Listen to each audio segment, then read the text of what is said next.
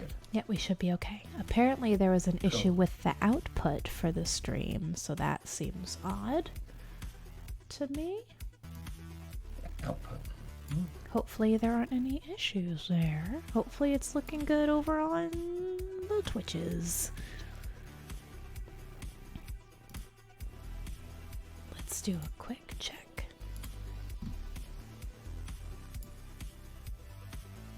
Yep, says we're live over there. Cool. Cool. Cool. Mm-hmm. Are you still hearing that music? Yeah, it's really cool. Yes. You asked for synthwave. Finally made synthwave happen. We got some. We got it. Oh, I'm excited for tonight. Yeah, I'm sorry we didn't make it last week. Oh. I know we're live right now, so I'm not going to go into detail, but that person I told you about, the drama at the gym last week, dealt with. Or at least they're going to be dealt with. We got some very promising responses from the management of the facility. Excellent. Someone's gonna get blacklisted. Yes. That's a perfect end. Hopefully they'll learn from it. I hope so.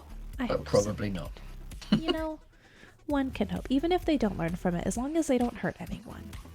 Exactly. That's okay. It'll be okay. Okie dokie. Right, I can put my stream on my phone this time because I've got some battery. Oh heck. I've been charging my phone because I'm clever. But it's the first time I've been clever in my life. I doubt that. I've usually got like 3% battery, but before we do a stream, so it's not the best. Yeah, that low battery indicator always seems to sneak up on me. Yeah. Where are you? You should be live. Yeah, there you are. So I got my volume off. There you go. We got 12 seconds. 12. I'm counting 1. You're and counting here we 1. go. Transition. Whoa, hey, what's up everyone? Welcome back to another chill creation night. Is this part 3 or part 4? 4. This is part 4. I accidentally tweeted out part 3. I can't count. I am not clever tonight. I blame this prolonged cold and my dog eating things he should not have been eating. Frazzling my brain a little bit, but he's okay. Puppy's recovering. He's a little trembly and cold after the experience, the whole ordeal. But he is nicely bundled up, all cozy, with a blanket and his like dog sweater, his jumper that I got for him. Which makes him look even longer. It's so weird putting like a turtleneck dog sweater on an already like long and Gumby dog. Yeah, turtlenecks do tend to elongate people. Yes. They're pretty the same for dogs. Oh, poor boy. Hello, almost bedtime. How are you? We are getting started early today. Bonus. So getting started early. Won't be going too late into the evening, but we are so excited. And once again, I am joined by wonderful designer and one of my best friends ever, Hatchling DM. Hello. Hello. Oh my god. Hello. Okay. Can I just say I can't wait for us to get back to Iastera. I started rewatching from like season 1 on YouTube. Yeah. And so good. I just rewatched Bomb's birthday surprise today with the dogs. It was fun. It was so good. It was the sweetest thing. Yes, and I'm taking more notes down to incorporate into future sessions now that we're getting back to it. Yes, some of the things from the early sessions might resurface and come into effect at some point in the future. But anyway, yes, everyone, hello and welcome. We are on part 4. Oh no, captioning doesn't seem to be keeping up. Heck. Oh. Hold on, let me fix it. Oh, I know what's wrong. Okay, that's better. Good. So Cool. Google Meet does this silly little thing where if you do not have that window active and selected, it says, I'm not going to capture your words anymore. So I think I've experienced that before when it's just shut down. Yeah. Yeah, so I have to have it maximized with the OBS window minimized, just kind of gently over. I guess I need more than one screen. That's really the case. I need like at least 3 screens to be doing these kind of streams. So even if you put something over the top of Google Meets, it wouldn't work. It can't be maximized. It has to be minimized in front of the window, and then I can't like click on a different window. Right. Okay. So I'll have to keep refreshing it. Anyway, hello everyone. Welcome. We are at part 4 of our game design Cryptid Creeks series. Tonight we are talking about safety tools. What are they? Why are they important? What kind of examples are there that already exist out in the wild of the TTRPG universe? And how are we going to work them into Cryptid Creeks? So, without further ado, I'll go ahead and hop on over to our Chill Creation stream. Would you like to talk a little bit while I do that transition, Rich, about your ideas concerning Cryptid Creeks and safety tools? Well, why safety tools? Well, nowadays, especially, there's got to be a lot of safety measures in place when running any game. A lot of people have traumas, triggers, anything like that. Yeah. And they need to be covered in the game system, especially from the outset. Especially if you're making a family-friendly game, but also it applies to all games. Yeah. Oh, sorry. Quick question. Sorry to interrupt. Do you have your microphone enabled on Google Meet? Because it doesn't seem to be picking up your voice now. Let me have a look. Oh, it ended the call. That's weird. What? Oh. I'm rejoining. Invite me. Maybe something to do with that screen. I don't Try know. that link again. There we go. Now you're good.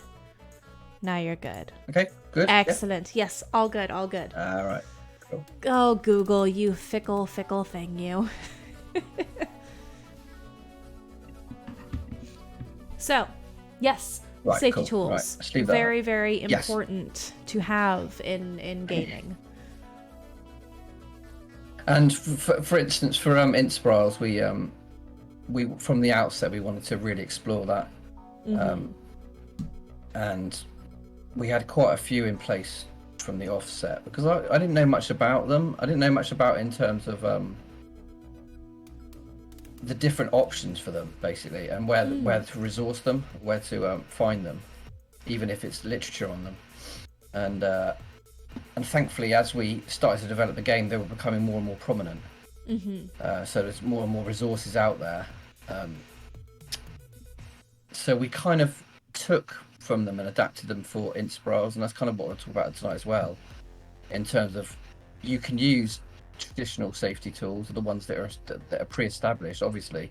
In fact, some games just link them to an outside source. Say go to this and this resource, but I tend to like to integrate it within the game a little bit, make it slightly thematic. It doesn't mean you're losing any of the kind of impact of it, but maybe it will make it more like unique for the game. That's kind of my thinking. I like that, where you're not necessarily changing the function of them, but absolutely not at all, not in even the slightest way. No. Yeah, and I also see value in using some that have already been established. So there are 3 types of tools, I guess, that I know I was reading more about in preparation for tonight's stream, and I had already been looking into for Bard RPG as well. And in some ways, they're fairly neutral when it comes to the genre, the type of story. So you've got the X card, which is predominantly used during play. If something comes up that a player doesn't feel comfortable with, they can just go, okay. Whether it is a hand signal or a physical kind of card, whatever you decide to do with you and your players, that's something that is very, very valuable to have. Then you have something called lines and veils. And I don't know how much you've read into the lines and veils and how those are used. I know you already have. That was a silly question for Inspirals, but I do like lines and veils. It's something that you can do as part of session 0 to identify what kind of topics you do not want to encounter in the game. So that would be like a line, a hard line that's drawn. And then if there's any sort of subject that you're okay with including, but you would rather it be described like off stage, not really in any sort of great detail. So like it's happening, but you're not diving into it. You don't have a detailed explanation. It's not right in your face. So in that case, you can have a veil where you're aware, but you're not paying much attention to it.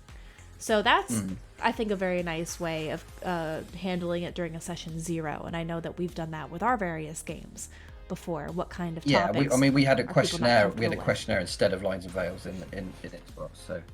And a questionnaire is very good. It was a similar thing. Yeah. It was a similar thing.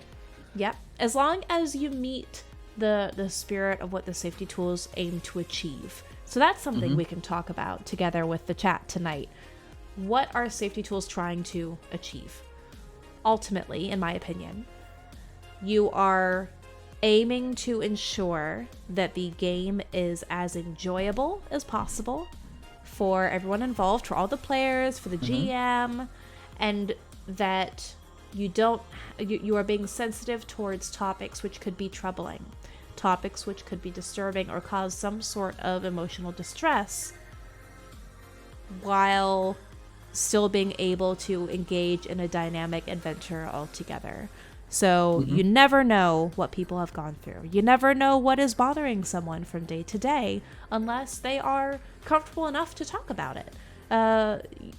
Just up front and openly, which sometimes that can be the case if you are very close and you have a good relationship with the friends around the table. But even then, it can be very difficult to talk about certain themes. You never know what kind of loss someone has experienced. You never know what could be going on in their lives, what they're struggling with. So having these types of conversations in a respectful manner really helps to make people feel comfortable and help to build that trust as well. Because there are countless, it seems, horror stories about situations around the gaming table where some trust has been lost, where you see a breakdown of that communication and that mutual respect in some ways. And most of the time it's unintentional, right? The GM is telling a story, or the players are riffing off something, and they go into a topic, and without realizing it, they have put one of their friends in an uncomfortable moment of distress. So these are things which can be used in-game, but even more importantly, things that should be used proactively before the game even begins. As proactive as you can be, whether this is an ongoing campaign or a pickup game at a convention. Having these safety tools ready to go, having a questionnaire or something is a really good way to start off even a time-bound pickup game, at an event, at a game night, at the bookstore. Also, obviously, public streaming and actual plays have made it even more important. I mean, there's been countless situations over the last couple of years. Yes. Where there's been massive issues because the people that aren't necessarily friends or friendly. They just pick people from the public to be players on a stream, and then if the safety tools aren't put in place at the beginning, session 0 or whatever, then you run into all sorts of problems. They have no loyalty to these people, right? And and they can become really triggered or traumatized by stuff. It can be difficult to bring it up too. So if we didn't know each other and we are in the middle of the game and something happens and I'm feeling uncomfortable, especially if it's live streamed and you're getting to know the people at the table and maybe at some point trying to build up that kind of trust with a live audience on the internet. How comfortable am I going to feel saying, this doesn't make me feel comfortable, guys, I'm going to have to do an X card, when you haven't already had that kind of thing established? Now, should that stop someone from speaking up? No, it shouldn't. But those kind of situations can be avoided from the get-go. So there are things you can do before a game, things you can do during the game with lines and veils and an X card respectively. But then I was also looking into stars and wishes. Or you can give different names to them. And these are things that can be done at the end of the session. So we talked about this a little bit before, and I've been thinking about this kind of thing for Bard RPG and the reflection phase. Yeah. Thank you so much for the follow, Cubist Octopus. That sounds like a Minecraft thing, and I love it. Hello, welcome, friend. But where at the end of the game, you can do stars and wishes. You have your stars. So, hey, I really liked this moment. I thought it was amazing. I want to give this person a star. And then wishes are an opportunity for constructive feedback. It's like, hey, this was kind of cool, but maybe I would like to see more of this. Or maybe we could handle it this way going forward. So it ends up being an opportunity for discourse and conversation and greater understanding as you go along. So like before, during, and after each session. I think a reflection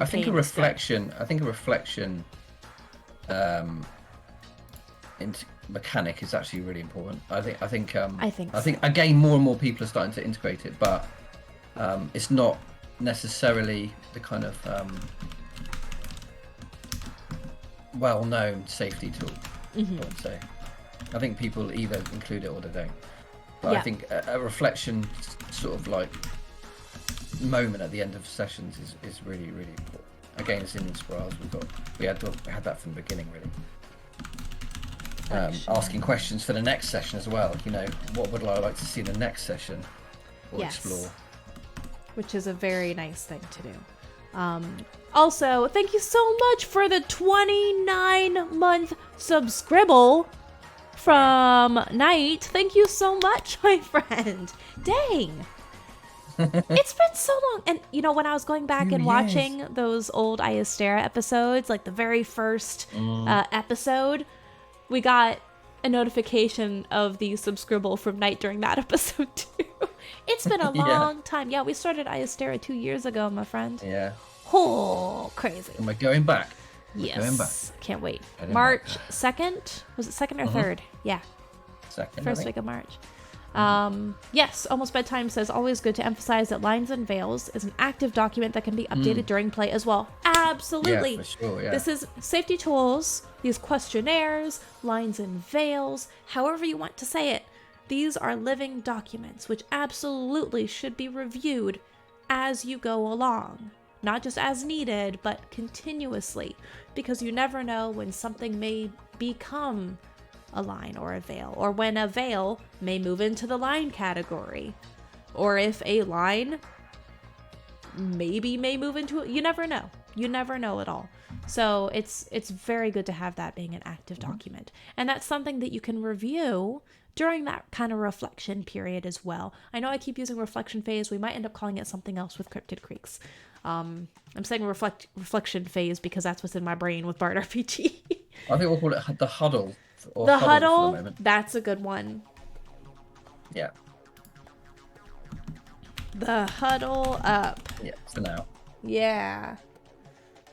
So. And that's going to take place in the arcade or whatever we said was going to be this kind of like meeting place. Yes. The hub. In the arcade. Nice. Yeah. Ooh, that could even be a thing. Yeah. So, I'm going to move these down to the next page so we're not working with this strange page break. So let's bump these other things down so we can just look at safety tools. That's good. Safety and respect. There will be a little bit of an intro here. Intro to safety tools, why they're important, how they are used, etc. So that'll just be a little flag to ourselves to go back, and as we're populating this book, we'll be able to fill that in.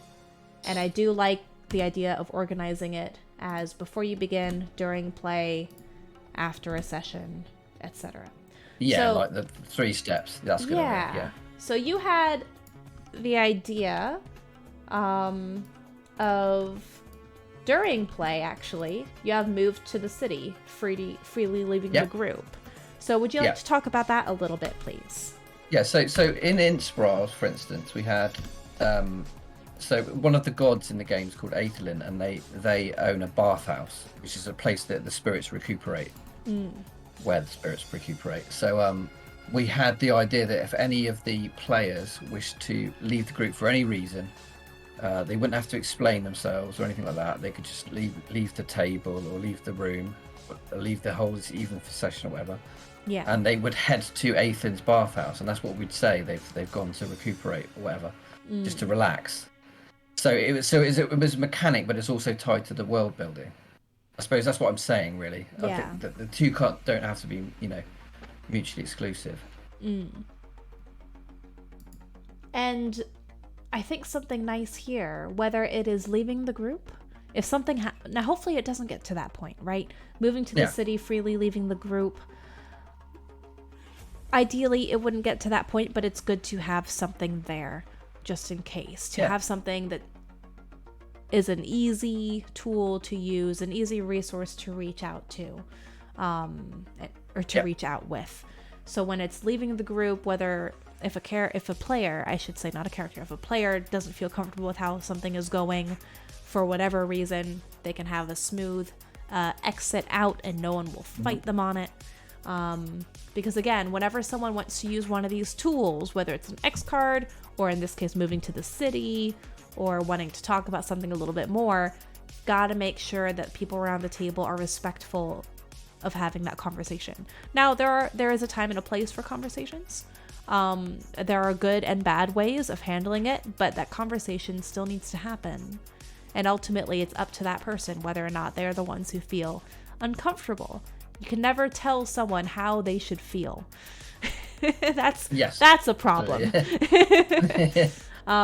So also, when it comes to moving to the city, I can also see instances where a player may not want to leave, but they have identified that a situation has become uncomfortable to the point where their character may need to take a step back.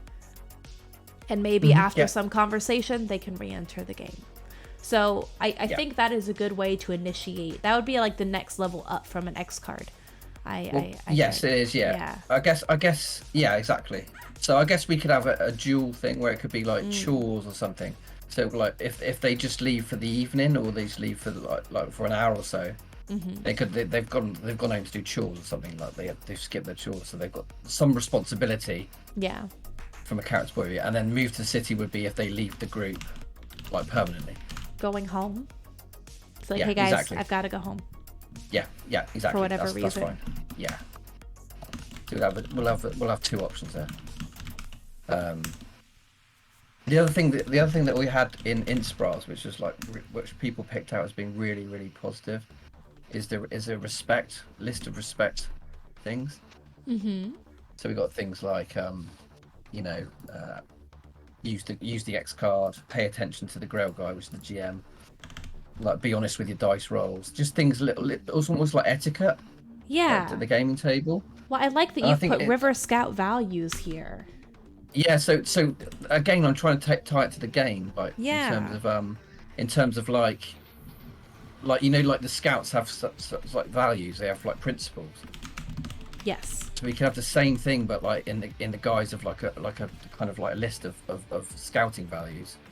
But I can see that coming into play nicely for the roleplay as well. Yeah. Because every scout troop is going to have their values, their core values, their ideals that they uphold. Yes. But what it is just directly tied to the game session rather than actual, like, I don't know what some scouting values would be. Keep your boots clean or something. But like it would be like things like that. Pay attention to the creek guide, things like that. Yeah. No, that's perfect. I think that's a nice thing to put in the be before patient you with begin. each other, things like that. Be patient with each other. Things like this. Always keep teamwork in mind and don't take the limelight. Just little thing. They're not like make or break rules, but they're just kind of like little reminders. Yes, yeah. Which are good, especially when you're working with kids and younger players, because it's very easy to get really excited. So I've seen this around the table before, where you have some kids who like know we'll use D&D for an example. They know the books, they know the rules, they know the monsters, and they're just so excited and worked up and they just want to go. And they're not always thinking about how that may make the other kids feel. So sometimes it does help to have those gentle reminders of, okay, that's a great idea. Let's see what Ricky Bobby thinks of it, you know? So being able to continue to foster that open conversation and teamwork, working as a scout troop is such a big thing in this. And I think that theme itself lends itself very, very well to continuing on that conversation of safety and respect. Thank you, Clunge. I'm feeling a little bit better. Yeah, my eye is still painful, but it's getting better. That is not eyeshadow. That is the cold that I've been fighting, acting up and saying, you know what, this is turning into a boss fight now. It's next level. It's okay. We're getting there. Thank you. Okay, so we've got before you begin, we've got during play, and we've got after a session. I like the idea of huddle up in the arcade. And I almost think that depending on where you're at in the story as well, I think that's something that could be activated by a player in the middle of a game too. It's like, hey, can we just I think that would be quite have unique a huddle as well. up? I think that would be. I like the idea of that. I think that'd be quite unique. Yeah. Yeah, like. Yes, exactly. Let's call a huddle. Yes, that could be nice. That could be very nice. Okay, so now that we have some general ideas, let's go back and look at each one of these. Also, what is going on here? So you might need to change the order of them. So, like, I think, for instance, the respect and etiquette thing should be the first. Yes. Thing. Yes, I see. And then lines and veils, the X card. And then the huddle, and then moving to sea and going home.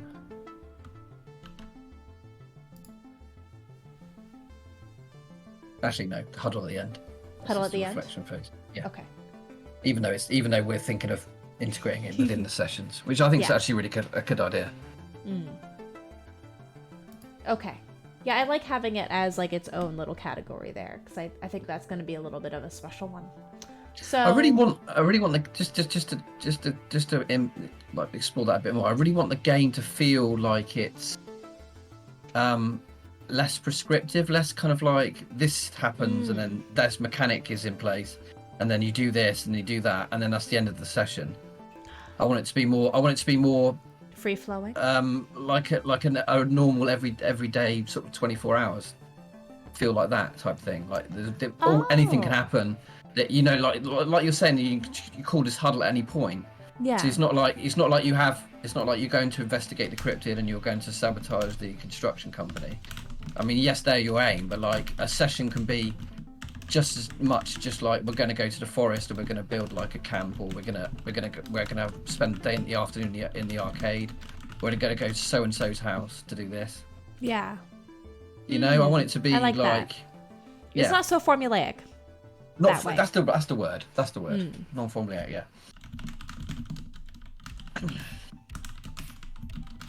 Yeah. Exactly. Important to them, resolve a conflict or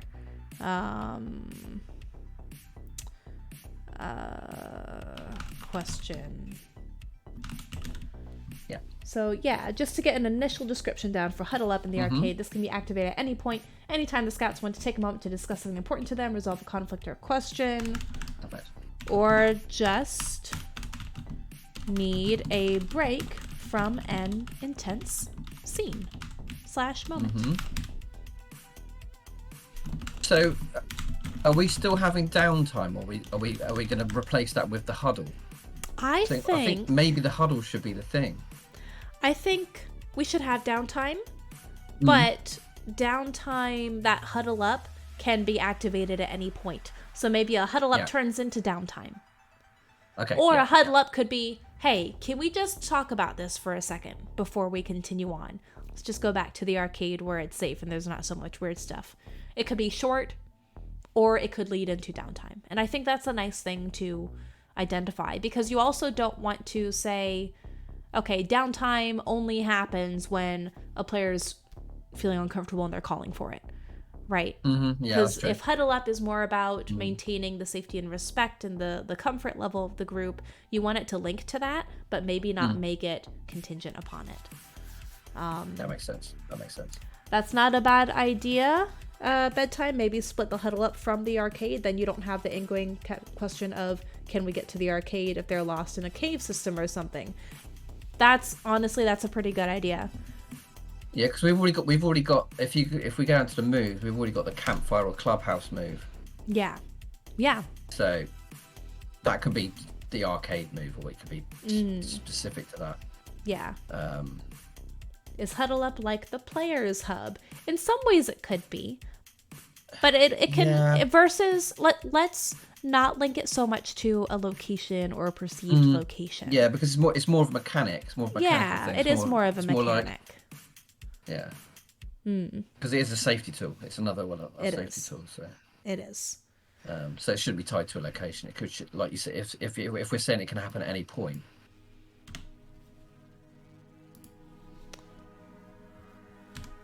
Yeah. So, let's go to the top of the list now. So, River Scout values. You said you already had some ideas for that. It was very easily done. Yeah. Because we just have to think about the principles we want from the players and the person running the game, and then extract, because it's going to be different for Inspirals. Inspirals was more about some of it was about sign language learning as well. Yeah. So it has to be different for every game. But some of the principles are universal, like the respect thing, like sharing the limelight, kind of being patient with each other. No form of prejudice, for instance, is in here as well. Yep. Well, why don't we go ahead and jot some down then? Just to get something on paper. Well, if I go through this list, then we can see which ones we can extrapolate across. So it starts with let others' ideas be heard, always keep teamwork in mind, and try not to steal the spotlight.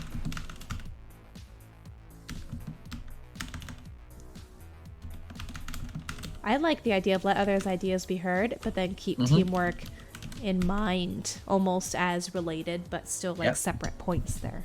Yep. And then try not to steal the spotlight. Not to steal the spotlight. Got it? The second one's don't introduce adult themes without consent from all participants.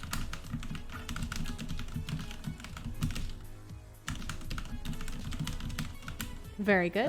Some tables will welcome a mixed age group. Bear this in mind when exploring sensitive subjects. This is particularly important for family-friendly games, obviously. Group.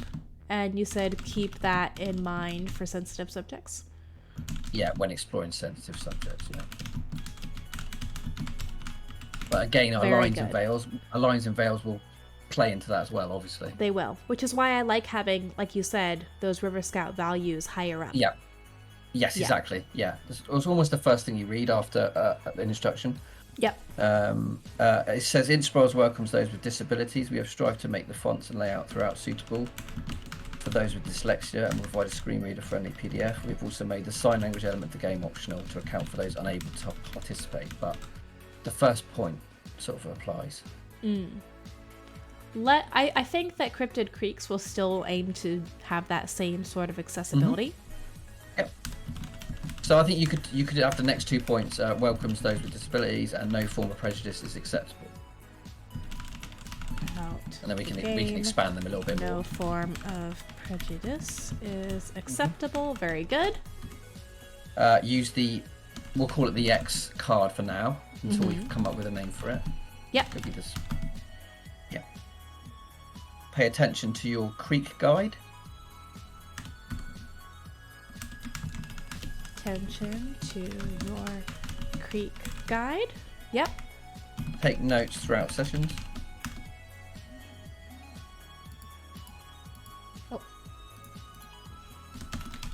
Notes throughout sessions. be honest about your dice rolls. Yes. We put life is full of ups and downs, so use our game to experience disappointment in a safe space. People really like that one. That's pretty good. Yeah, be honest about your dice rolls. It's okay to fail sometimes. It's okay to struggle or stumble as long as you are falling forward, as we call it. Every challenge is an opportunity to learn something new. Exactly. And then we've just got to be patient with yourself and each other. I like those. I think that is a very solid list that we can continue to massage as we work through for Cryptid Creeks. But I like that. Let's see. Is there anything in particular that for Cryptid Creeks would need to be altered or added at all? Content-wise,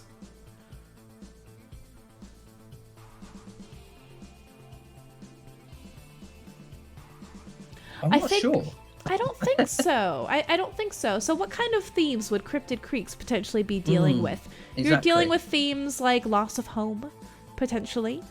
You're dealing with themes of supernatural, strange, sometimes creepy, scary things. So this could easily turn into like more of a scary game if you really wanted it to, depending on what flavor of cryptid you want to go into. But I suppose we're backed up by the lines and veils though, because if people don't want something scary, then they'll put that in response to that. So I think that don't introduce adult themes is important, because if you're sabotaging a construction company, some of the players could lean into violence, like they do in fantasy games, kill all the goblins type thing.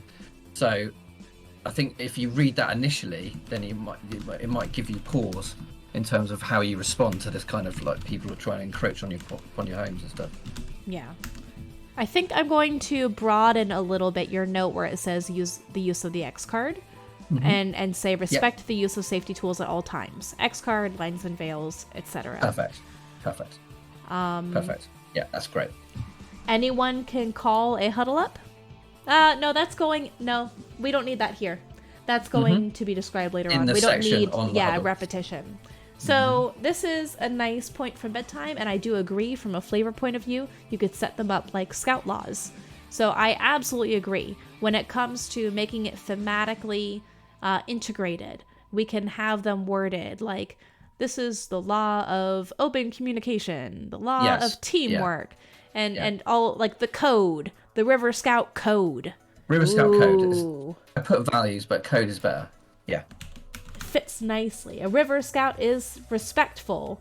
They let others' ideas be heard. Yes, I love that. I love that. Yeah, it's going to work really well. Really well. Yeah. So let's we don't have to do it on stream tonight, but we'll definitely rework them so that they'll read more like the code. This is all in prep for when we get Hilda, the IP for Hilda. Oh. It's all in prep when we get the Sparrow Scouts. That'll be so good. Yeah. Okay. Oh yes. So I think that looks pretty good.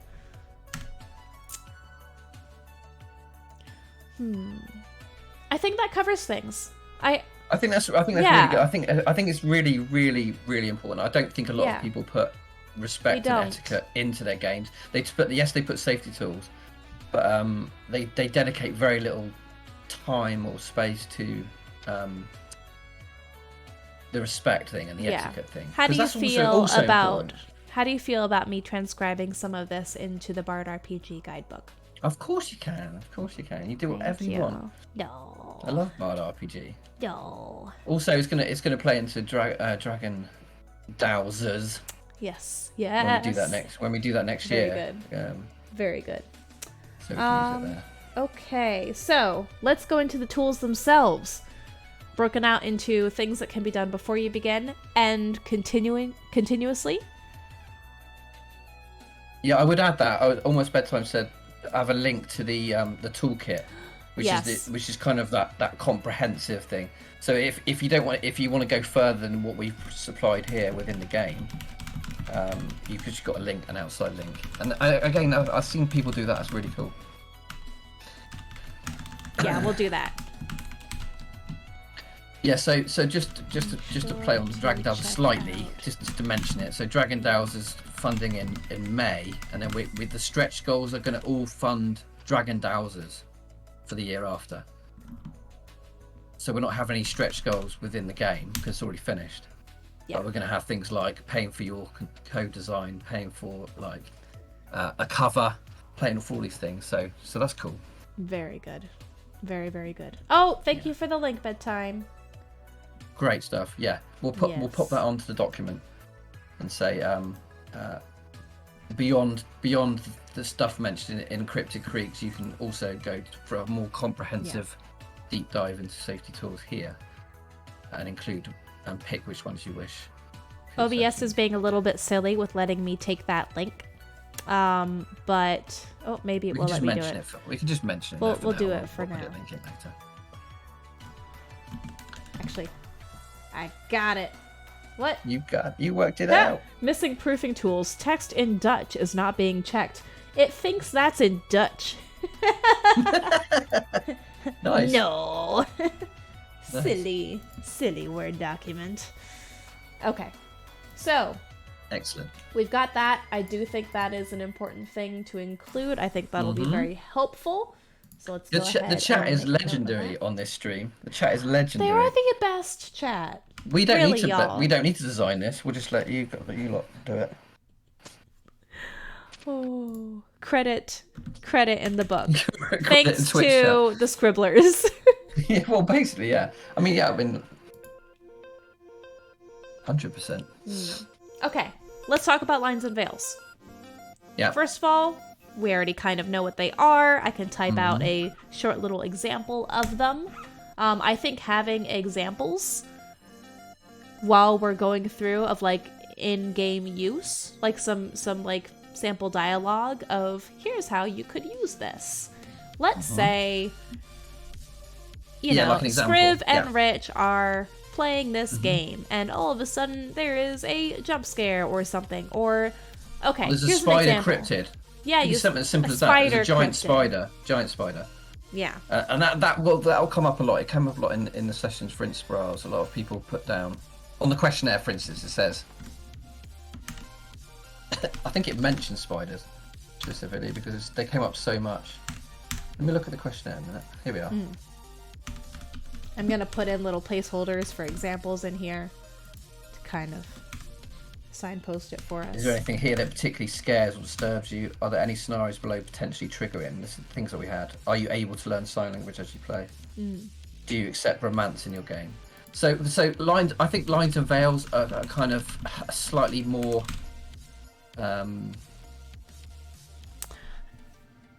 open way of doing a questionnaire. I think a questionnaire is a little bit limiting, actually, in hindsight.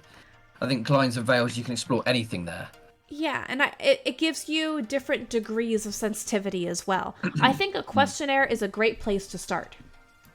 Actually, it's not bad. It's not so bad for Inspirals because it's very much aimed at beginner role players. Very much aimed at them. And if we want to keep that family friendly, the all ages aspect to it, I think the questionnaire is honestly a very good thing to have because you can address some common themes and some themes which may specifically come up in this kind of game, in Cryptid Creeks, with the type of story that you want to tell. So I think having that as a starting point, but then going into Lines and Veils or whatever we're going to name it. We could keep it as Lines and Veils, or we could keep it, we could rename it if we want to, but that function I think is important because you have the things that you are okay with existing, but you don't want to go into it, and then you have the things that you are absolutely not okay with. Because also we found with the questionnaire is that some people, especially young players, they need a prompt for what to explore. So like it's not obvious what you're sort of like have is problematic for you. So we've had the questionnaire, we've had actual prompts about what of these list of things do you find tough, like potentially triggering. potential. So we can have lines of veils and a questionnaire. I think having there's no both reason why is we can't have important. both. There's no reason why we can't have both. Because they serve different functions, They do, ultimately.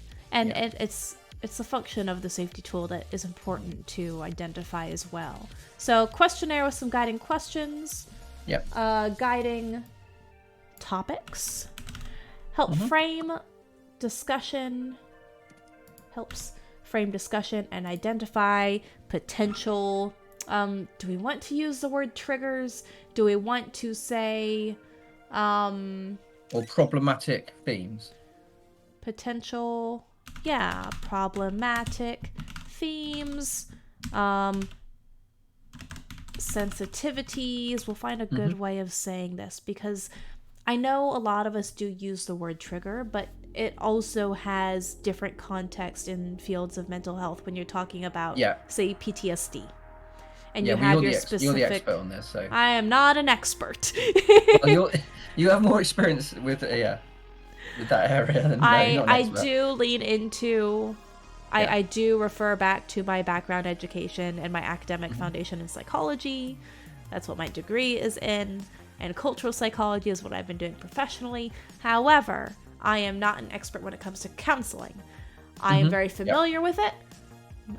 Because I myself have CPTSD, and I have gone through years of therapy to learn more about it, learn how to help myself and others, and get used to the terminology for things.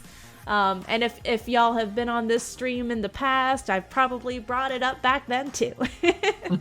But we do want to be careful with the word usage when it comes to safety tools and mental health and things of that nature. So we'll work it. We'll work it. But and find the best we can just look into how the language we use is really important. You're right. You're definitely. Excellent. So are you planning to do a gameplay example? Yes, we are. Yes, we will do. Potentially. We'll have an example of gameplay of a session. And we'll also have a tutorial. Quest, or whatever we're going to call them. Scout. Especially helpful when players might have a hard time recalling or identifying or naming, subjects that make them uncomfortable. Because someone might not want to admit that they're afraid of spiders. No, exactly. Or that the darkness freaks them out, or whatever that's it may another be. thing. Yeah, that's another thing. Yeah. Another note to this. There is also the option to keep questionnaires anonymous. Oh yeah, 100%. Yeah. Anonymous / like confidential. In fact, we always have them anonymous. KA, just between the player and the Creek guide, not Cryptid guide. So you have those different options, and I think it's important to mention that in the text for this as well. If everyone is comfortable talking about them, that's one thing, but not everyone will be comfortable talking about them at first. And ultimately, this is a tool that the Creek guide should be able to use to weave the story a certain way. Okay, so I think that is probably decent. Are we missing any points that you want to highlight now for that questionnaire, or is that okay to move on? No, I think you mentioned your anonymous thing is important. Yeah. We've got it says on ours, fill out name or leave blank. So perfect. The option's up to you. Optional, absolutely. It doesn't really matter who's filled it out. It's just the content that's on the question, the important thing. Okay, so lines and veils. We'll say.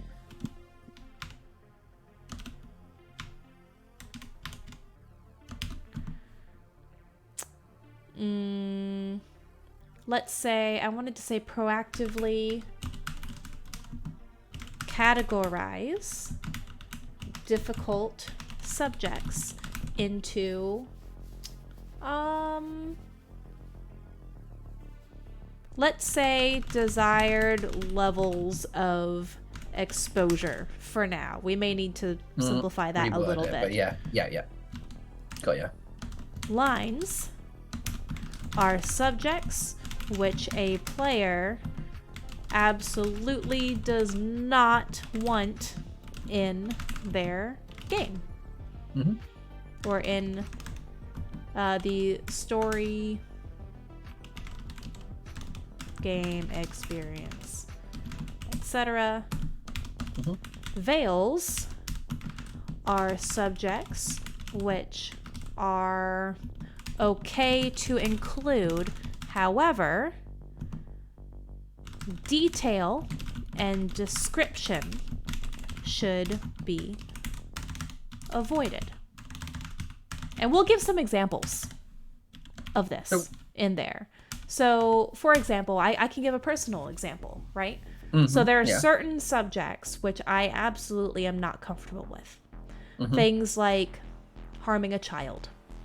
Which, in this kind of game, could come into play in some way. Yeah, exactly. You know, not that harm cannot come to a child, but if it's a theme like child abuse, that's actually a thing for me that I have a hard time with. And that could change over time. Maybe one day for me that could become more of a veil, but as of right now, that is a line. So there's a difference there. Harm versus abuse. And we're not going to go into detail because that's a whole nother stream. So the veil would be harm to children for you? Yeah. Like children getting hurt, or like another or veil. Yeah, like bad injuries towards kids. It's not going to be like D&D where you might, end up going without a limb or something. Cryptid Creeks has a different sort of thing. Car crashes are something that I would put behind a veil. I'm okay if it's a thing, but I would rather not go into description. So it's interesting because a car accident would be a line for me. So that's exactly, and you know why. There's an example. But yeah. Yeah. So it's interesting.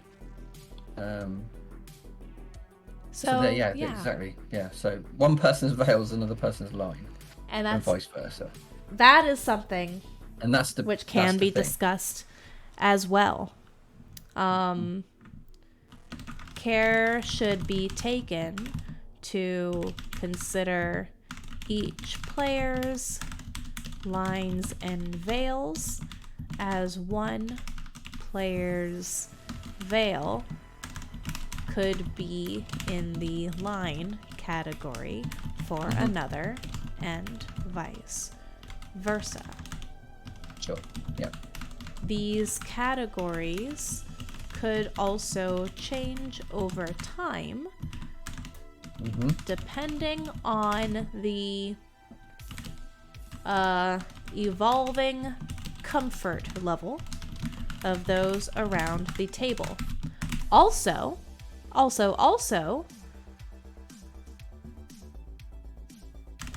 this is a different note, I think, that I want to put somewhere in here. Yeah. And it's not necessarily in one category or another.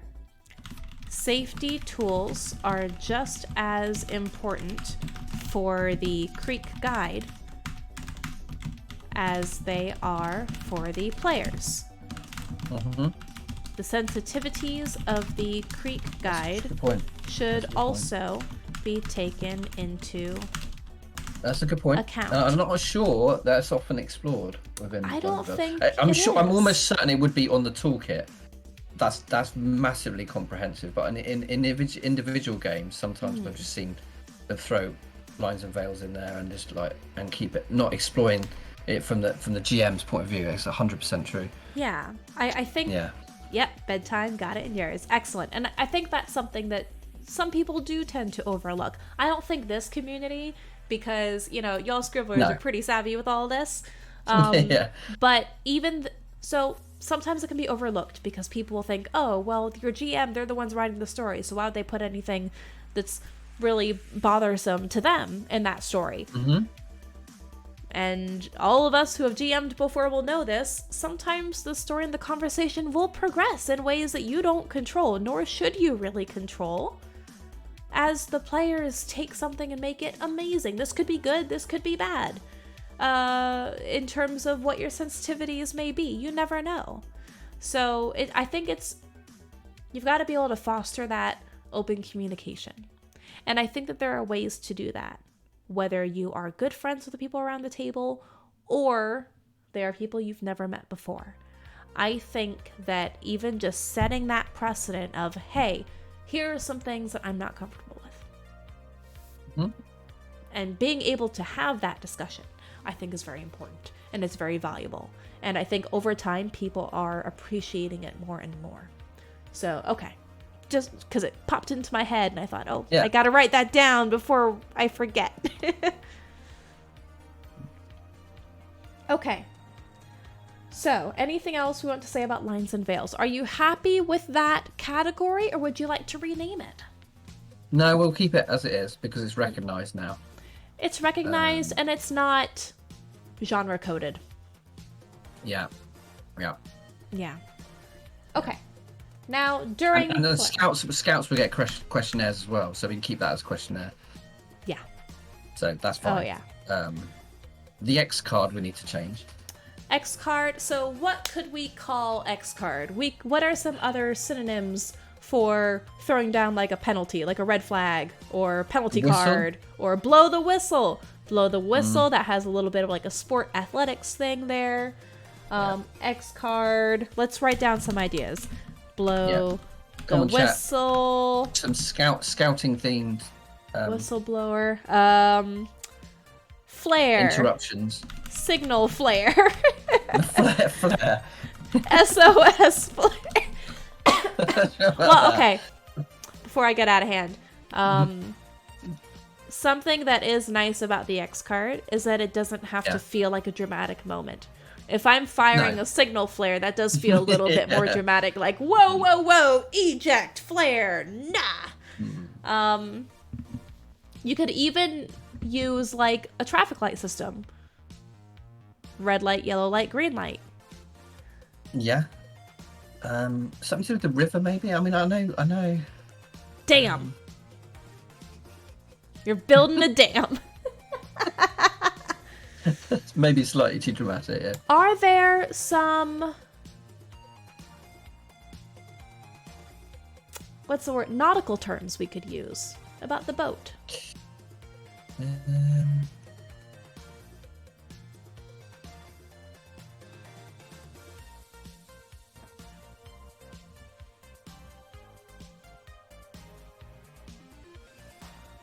Well.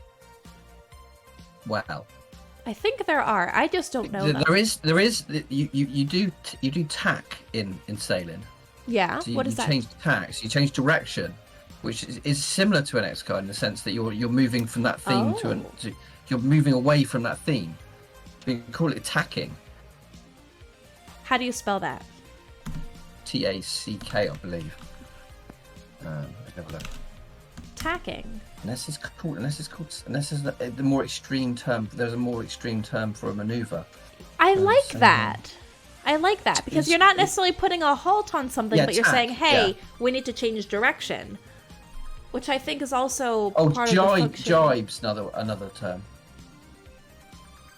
So why don't we? Tacking or coming about is a sailing maneuver by which the sailing craft, whose next direction is into the wind, turns its bow towards and through the wind, and that direction from the wind blows changes from one side of the boat to the other. So you're changing direction, essentially.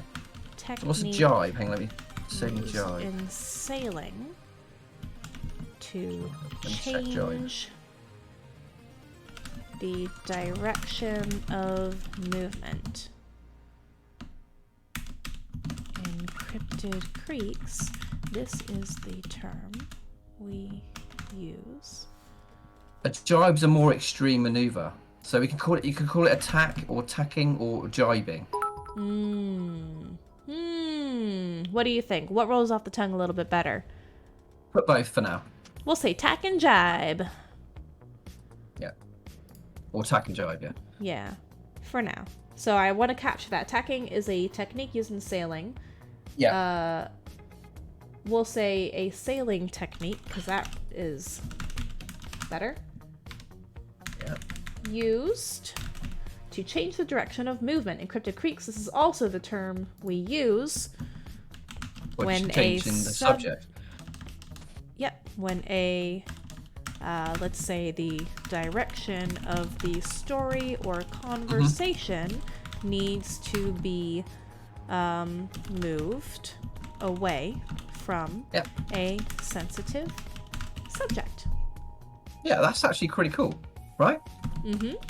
That's really cool. The subject does not necessarily need to have been discussed in the initial questionnaire or lines and veils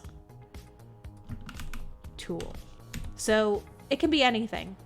Just because someone didn't put it in their initial questionnaire sheet at the start doesn't mean things can't be added to it later on. So almost bedtime saying you don't want it to clash with an actual term for the mechanics in the game.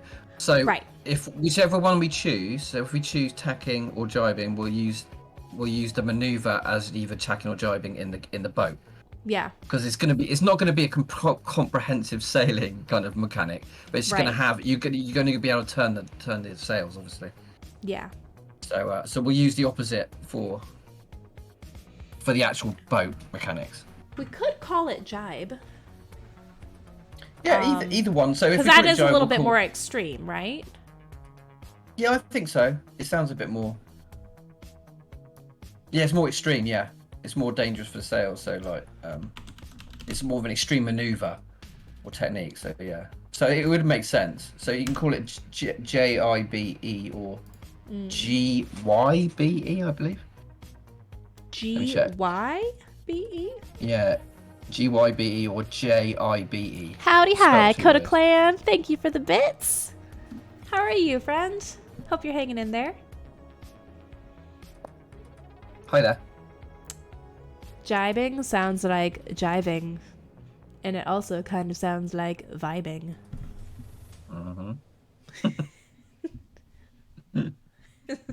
Yeah. Okay. Let's call it. Let's call it a jibe. Yeah. Jibe. Yeah. That sounds good to me. Yeah. And then we'll have tacking on the boat mechanics, which we'll explore in a future stream, because that's going to be exciting. I'd like to say if this travel's going to be a whole stream. I'm so excited for that. Yeah. Okay. I also want to say if this technique is used during a game,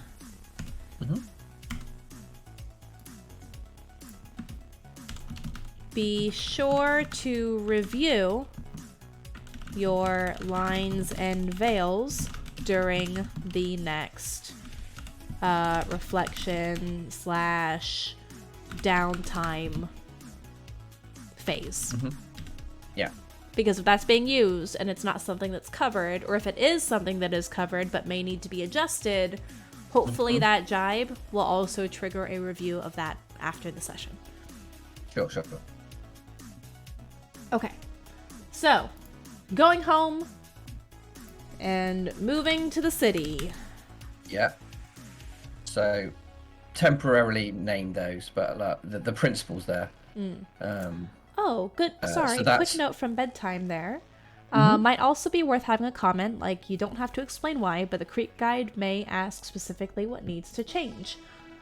I think that's a good thing to include. Thank you. And for now, I'm just going to go ahead and write exactly what you said, because I think you stated it very well. Thank you. For those of you who don't know, Almost Bedtime is another family-friendly game designer and writer, so they know their stuff.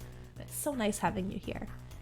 Okay, you don't have to explain why, but the Creek Guide may ask what specifically I can spell, I promise. Okay, so this has nothing to do with game design, but lately I've really been enjoying taking those typing speed tests online to help me like get used to the new keyboard and everything and keep my speed up. It's so addicting. Oh man, That's just cool. trying to get that words per minute count higher and higher and higher, and get that accuracy closer and closer and closer to 100. I think the best I've done so far was 90 words per minute at 98% accuracy. That's so cool. I'm speedy. Catherine loves doing that. Absolutely. I haven't been able to get that high again though. My average is anywhere between 80 and 83 words per minute. It's a pretty high percentage of accuracy. That's awesome. So it's going home and move to city are about leaving the session early, or even for a bit of time, or leaving the group permanently. So there's two things basically. Neither of them need explaining, but they are thematically tied to the game in the sense that any reason they can simply say that they are going home. This allows for their character to take a narrative exit from the current scene. No questions asked. Moving to the city. Similar to going home, this move allows a player to create a narrative exit for their character. Again, no questions asked. Moving to the city, however, presents a permanent exit from the game/story, while going home is more temporary. Yeah, excellent. Perfect. Okay. Bedtime says, I really like this combo of options for player and character exit. Yeah, I think it's nice. I think it's nice to have. It's just nice to have the option, isn't it? Really, and for the players that are remaining, it's also nice to have that kind of. They can even explore it a little bit. You know, like say, so and so's family had to move. Yeah. Because of the. They took the buyout. Yeah. Or they're moving somewhere a little bit calmer. Or their parents got a job in a different city. It could be any reason. I mean, the game's about your homes. The game's about your homes being under threat, and there's no reason why some of the families wouldn't move or take a paycheck. Absolutely. And I think that no questions asked. Doesn't matter what the reason for it is. However, of course, if it does end up being the result of a distressing situation or a scene, it's always good to follow up with people. However, these are ways where if someone is not ready to talk about it yet, and sometimes that can happen, they can just say, hey, my character's going home. And I'm going home. Or if there's a situation, like if there's an emergency in the family, right? Real world. And someone says, hey, I need to go and take care of this. I can't talk about it right now. Can we just have my character go home? It can be used in a variety of different ways. And we can go into that a little bit more in the examples as well. Yeah. Okay. Now, let's look at reflection and downtime. Because they're calling it downtime, really. You're not calling it reflection. Right? Well, there's two different things. There's huddle up and there's downtime, isn't there? They're different things, aren't they? So we had huddle up as a separate kind of thing. Sorry, I'm just going in the list now. Okay, right. So is reflection downtime mechanic, or is huddle up the reflection thing? So huddle up can be activated at any point. Yeah. It's not a specific program. It's not to do with reflection, is it? Because reflection implies the end of the session, really. Yes. Yeah. Okay. So do you want to have huddle up's almost like a planning thing, isn't it? Or like kind of like, are we talking about things that the group have a slight problem with, or it could? So it could be a way to resolve player versus player conflict. It could be a way to discuss something that maybe isn't necessarily it might not be a jibe. It might not be going home or moving to the city. But if like for me as a player, let's say something came up that isn't really on like my lines and veils or anything like that, but the way something is being discussed is bothering me a little bit. Hey, can we just have a quick huddle up to talk about this a little bit more? What do you mean? It could be a way to ask for clarification. When you said A, I took that to mean C. What did you mean by that? I want to understand. Or when you said it this way, I felt a little bit more uncomfortable with this. Is there a way we can change it a little bit? So it is like a huddle up team meeting strategy. It gives different levels. Right? So instead of it can mean a lot of things at the same time. It could mean a lot of things. Yeah. So maybe for me it doesn't necessarily need to be a jibe. Like, hey, I don't like where this is going, just change it. Yeah. Sometimes it could be that way. But instead it could be, hey, I don't know if I feel comfortable with this. Can we get some clarity? Can we talk through it a little bit? I might be okay with it. I just need to understand a little bit better. Or almost, I want to explain why I'm feeling this way. It's almost a reflection of lines and veils within the game. It is. It's a more like instantaneous, hey, let's take a quick pause here. Okay, I like that. And this could be done in or out of character. Really, a huddle up. And I'll say that too. Could be done in or out of character. Because sometimes there is interpersonal conflict within your characters as well, that maybe your character, your scout, needs to call a huddle up. Yeah. Yeah. Oh yeah, for sure. Yeah. So it's a nice mechanism, because even though a lot of times we look at safety tools predominantly as ways to preserve your out of character actual self comfort and understanding, which they absolutely are, sometimes when you have arguments and like conflict and intense moments even in character, sometimes you still need a breather as a player as well. 100%. Because those are still emotions that you're feeling. Yeah. So maybe this can be done for both. If anyone's watched any actual plays, like some you know, like they go on a long period, people get very emotionally invested. You need a breather. You need breaks. Not just acting sometimes. Yeah. Well, there have been some moments in the past. Oh, also, Dice for Breakfast. Thank you so much for the follow, my friend. Hello. Dice for Breakfast. These names are brilliant. That's a great name. I remember there was a moment when I was LARPing where, you know, I was fine. One of the themes, though, got to be fairly intense. It was a situation where some players were volunteering another player to embark in this kind of like self-sacrificing thing. And they had kind of pressured them into feeling like, no, you said you wanted this kind of thing. We'll just do it. You know, this will be fine. And it ended up kind of taking away character agency, not player agency, but character agency. And for the character I was playing, agency is very, very important. This is my magpie pirate character. It's like, no, you don't take someone's choice away from them. This is not okay. Y'all are assholes for encouraging this, and you need to value yourself more. Don't do that to yourself. So it was a whole thing, and actually ended up being a very intense in-character moment. And there was yelling, and you know, I was my character and me as a result, because you can't just pretend to feel these emotions. I can't just pretend to feel these emotions. I was feeling these emotions. Now, was it bothering Scriv personally? No, it was an amazing point from like a writer to storytelling standpoint. But after the fact and during the fact, so that system has one of these, like, hey, are you okay? Are you okay? That's like a little in-game check-in moment.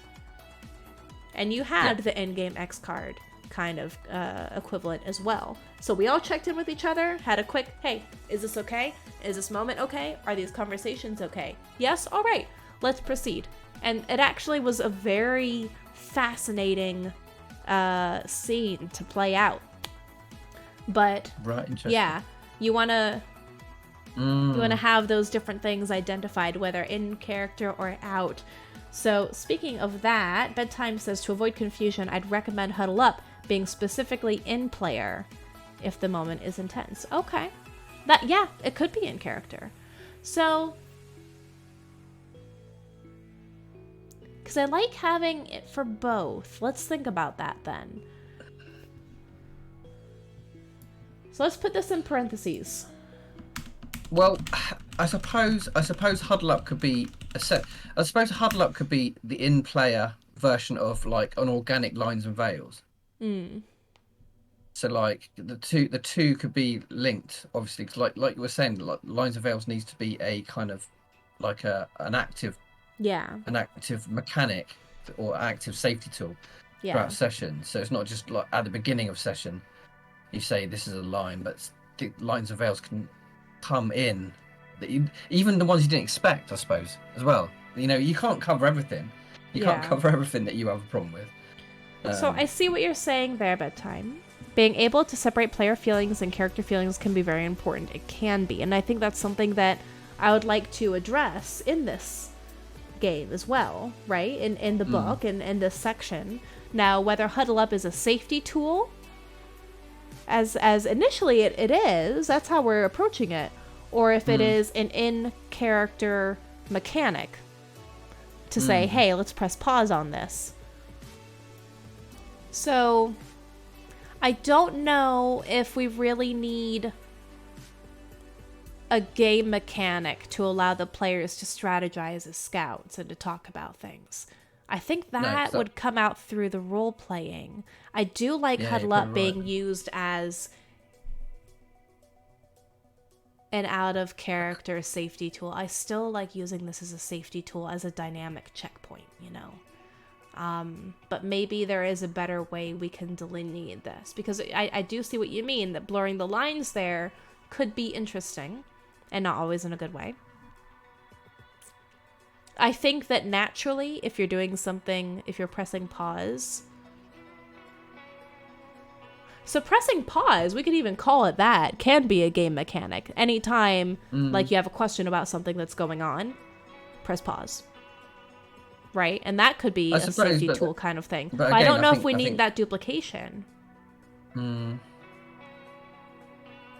So we're suggesting that Huddle Up can be character or player, basically.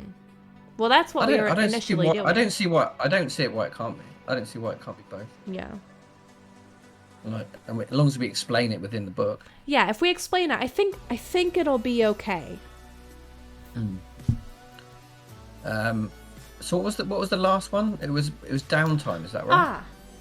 Yes, we're talking about stars and wishes. We haven't actually gone into downtime, stars and wishes yet. So that's right. So Huddle Up is in the middle of the game, dynamic. Hey, let's talk about this. Downtime, I don't think we were using that as a safety tool. Right? Downtime is an actual phase of play.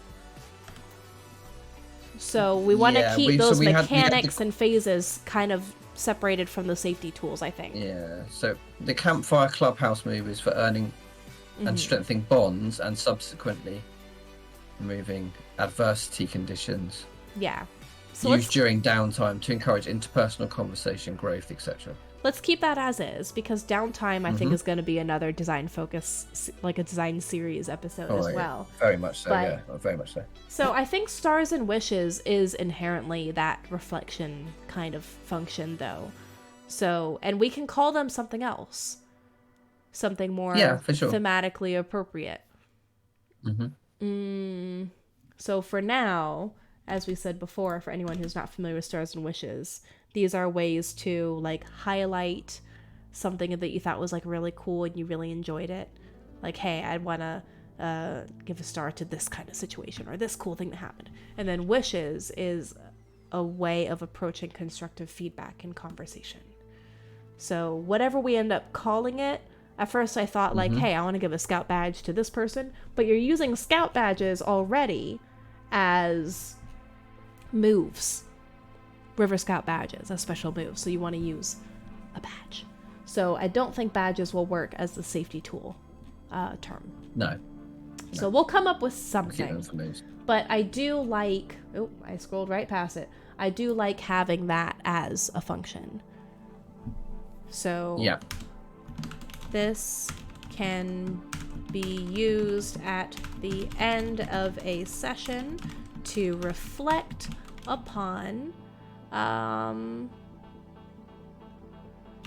gameplay yeah, to reflect upon gameplay. Stars can be used to highlight particularly cool or memorable moments that a player or that the players feel was or like added a positive element to the game. Wishes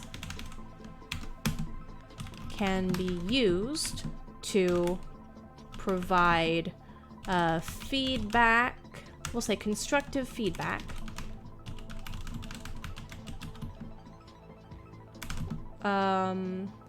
constructive feedback for a particular moment, or identify something they would like to see in future sessions. Wishes, let me make sure I phrased that properly. Wishes can be used to provide constructive feedback for a particular moment, or we'll just say to provide constructive feedback, or to identify something they would like to see in future sessions. Does that make sense? Did I word that effectively? Okay. Yeah. Well, we can always go back to these things. Just get it down. Yeah. Get it down first, and then we'll expand. That's good. I'm literally going to start writing this longhand soon. Very, very good. Okay. Then I'm gonna get laid out, and we're gonna launch it in May. We're working on it together. No, we're not. All good. Okay, so we've actually done quite a bit here. So let's take a quick review, because that was the last kind of safety tool we had highlighted as wanting to include. So safety and respect. This section is going to start out after you have your brief intro with the River Scout code, which we will rephrase and repackage a little bit to say River Scouts are respectful. River Scouts are all about teamwork. You know, that kind of thing. River Scouts do not tolerate prejudice. Exactly. I like it. We have that 100%. That's very easy to do. That's very easy. We have that reminder that safety tools are just as important for the Creek Guide as they are for players. We have the recommended tools to use before you begin, potentially in a session 0. We've got the questionnaire. We've got lines and veils. Yep. And highlighting the fact that lines and veils can change over time, and they should be a constantly evolving kind of document. Then during play, you've got the jibe. Yeah. The jibin' and vibin'. Which is the Cryptid Creek version of the X card. Yeah. And then you have a couple of different options for stepping back from play. You can have it be a temporary exit for going home, or you can say moving to the city if a player feels that they want to take a step back from the story more permanently. And these can be done for any variety of reasons, no questions asked. So you have the different levels of let's switch direction, need to take a step back, or hey, it's not for me. Let's sail on my character is gonna the horizon. Move to the city, sail into the horizon, all of that. And then you have for after the session, after any session in any system, it's always good to have some sort of moment for reflection. So for this, we will have Stars and Wishes, or whatever it ends up being renamed to. Yeah, we can probably call it Campfire. Yeah. Stars and Wishes. Yep. I like Campfire Scout. because we actually didn't have that used as a mechanic in another way yet. So let's use Campfire, and we'll work through how we want to say that. Maybe we'll call it like sparks and kindling or something, you know? Yeah. Those could be nice words to use. Yeah, that's nice. Yeah, that's cool. Yeah, I like that. Sparks and Oh, that's nice. kindling. Every good scout knows how to build a campfire. I like it. Maybe the spark could be the stars. Like, hey, this was a spark that was inspiring. And then kindling is a way that you can continue to feed into the flame, but maybe you need to redirect it a little bit. Maybe you need to change the intensity. Maybe you need to change the shape. So we can work with that maybe. So before we finish, I'm happy with all these, but before we start, a little bit of a thing to update you with. So Lucille and Josh are currently working on our initial pieces for the game. Yes. So Lucille's working on 3 pieces that are essentially all the teens together. So one of them's going to be searching a sort of churchyard. Another one's going to be like sabotaging some JCBs in a construction yard. Oh, cool. And the third one, I can't remember what the third one, but it's going to be amazing. And then Josh is working on the extending the cover to be the full A5 size we need. A piece with like a giant cat looking over a construction yard and kind of heckles up and its eyes kind of bright in the darkness. That's cool. I'm just picturing the cat doing what cats do and just knocking something over. Oh. And then a cryptid, like maybe a dragon type cryptid in the clouds above the town, above the creek. Very cool. So these are all getting worked on now. So Lucille does amazing character design. So we're gonna see our actual teens throughout the game soon. Oh, that's so exciting, folks! We're gonna have some art reveals soon. Yes, that's gonna be drops. amazing. Yeah, exactly. Oof. Yeah. Oof. Okay. So yeah, keep me posted, and we can schedule some art reveals and choose the theme for that stream appropriately. Speaking of theme for the stream, I hope everyone enjoyed this conversation tonight with the safety tools. I know I did. There are a lot of very cool and creative ways to take the tools that do already exist and incorporate them into your game. And sometimes you don't need to recreate the wheel. If something works, use it. You can change the name, or if you find that your game in particular would need something a little bit different, a little bit more nuanced, there are a lot of different examples to choose from out there to spark that creativity and those ideas. So I hope you guys enjoyed this. Unfortunately, I'm going to be out of town next week, as long as, my illness goes away. But not so unfortunate. It's very exciting because a nephew is being born. So that is why I'm going to be out of town. The due date for sister-in-law is on Thursday. So that's going to be a big day. Yeah, right. Yep. So taking care of nephew number 1 while nephew number 2 is coming into the world. So more to come there, but that means that I will not be able to stream next week. However, I will be back the week after that. So what do we want to do for our next stream? Iastera. Oh, Iastera is that following week. Okay. Yeah. Oh, so snap. 2nd of March. 2nd of March is Iastera. Here's Iastera's coming back, Scribblers. So we'll either have it on a Tuesday, or we'll skip it for a couple of weeks and we'll come back in a couple of weeks. I'm okay doing this on a Tuesday. We've got a lot to get on with. In terms of fleshing out the kind of bits we've already been through. So we do. We'll use that time constructively, and we'll also have a couple of art pieces by then. Yes. I don't mind coming back to this on that Tuesday. We'll talk about it. Okay, cool. But maybe the end of February, regardless of when it happens, what do we want to talk about for this next one? We have some ideas. I think we talk about the session 0 and the pre kind of like organization. So like crafting your creek, choosing the villain, creating your river scouts. Maybe creating the river scout would be a separate one entirely. Character creation is Character creation is gonna It's huge. Yeah, it's huge. I think session 0 and collaborative world building. Yes, that's the one. Yeah, that's the one we want. That's the next natural step. We'll call it creek creation. Yes, excellent. So, not next week. Hopefully the week after. we will keep all of you posted regardless. And tonight's episode is going to be uploaded to YouTube at least by the end of next week, if not sooner. So we'll see what we can do. Might even be able to at least upload it and schedule it tomorrow. We'll see. And then, yes, on this channel on Thursday, March 2nd, Heroes of Iosteria is returning after our long hiatus. The heroes are still on the ship.